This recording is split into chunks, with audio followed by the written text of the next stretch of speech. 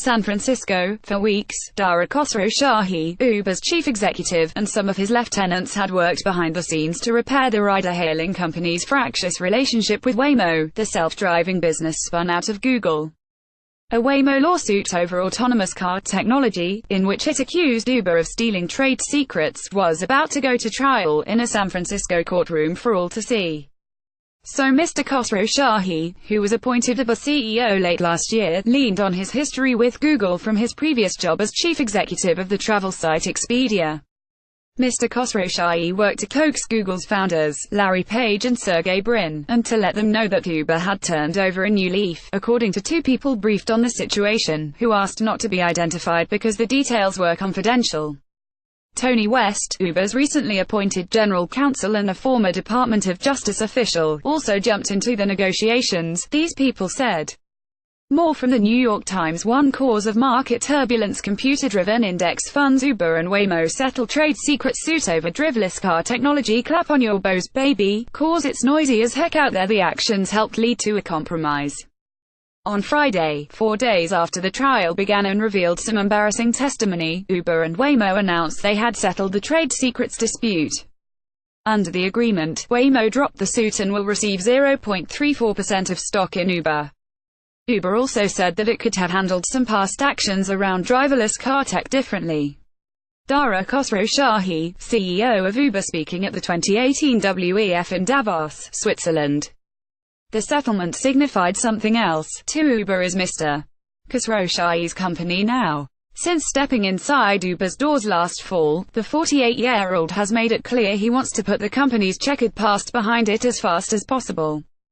With the Waymo deal, he showed the many tactics that he plans to use to accomplish that: expressions of regret, accompanied by conciliation, compromise and efficiency.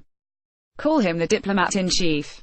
Mr. Khosrowshahi's modus operandi is to clear the way for the big tasks ahead for Uber, said the people who were briefed on the matter.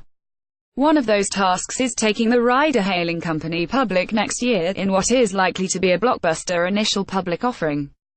As a private company, Uber is valued at around $70 billion. My job as Uber's CEO is to set the course for the future of the company, innovating and growing responsibly, as well as acknowledging and correcting mistakes of the past. Mr. Khosrowshahi said in a company blog post. His fans applauded the Waymo compromise. This is what real leadership looked like, Chris Salker, a venture capitalist who was an early investor in Uber, said in a tweet. Acknowledgement, apology, commitment, optimism. The deal with Waymo is the latest maneuver by Mr. Khosrowshahi to shed the baggage of Uber's past. For months, he has been on a mea culpa tour to mend fences with legislators around the world for how Uber often barreled into markets while flouting local laws. He has publicly apologized for an enormous hack that briefly compromised the information of 57 million drivers and riders. And he has introduced a new set of cultural values for Uber, replacing a list created by Travis Kalanick, the former chief executive who was pushed out last June.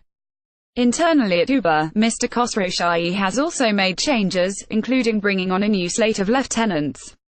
December, the rider-hailing company said Barney Harford, a former chief executive of the travel site Orbitz, would become its chief operating officer. In October, Uber hired Mr. West, a former federal prosecutor, from PepsiCo. Mr. West has since been restructuring the company's legal department. Mr. Khosrowshahi's style is markedly different from that of Mr. Kalanick, who took a no-holds-barred approach to the business world. In court this week for the trade secrets trial, Mr. Kalanick testified that he had moved from seeing Google as a potential partner for Uber to an existential threat. Google's self-driving vehicle research, he said, could eventually have crushed Uber. Mr. Kalanick also testified that he became friendly with Anthony Levandowski, a former top self-driving researcher at Google. Mr. Levandowski started a self-driving trucking startup, Otto, with the help of other Google engineers he took with him, while downloading proprietary information from the company. Mr. Kalanick bought Otto in 2016, an acquisition that led to Waymo's case against Uber. Uber has since fired Mr. Levandowski. On Friday, Mr. Kalanick struck a defiant tone about the settlement.